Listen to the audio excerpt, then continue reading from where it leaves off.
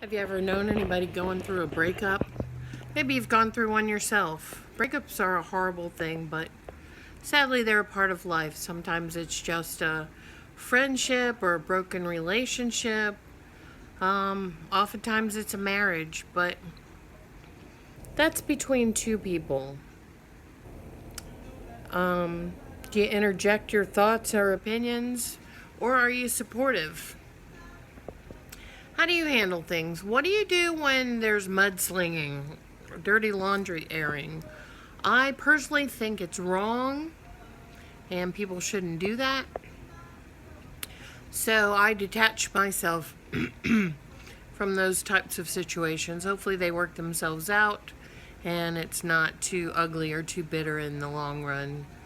But if you're involved in something like that, as an outsider, keep a safe distance. If you're part of it, nobody wants to hear it. It's not nice, but you should be nice. Being nice will help you have peace. Think about it. This is Lisa, your stylist, with a piece of me moment. Have a peaceful day.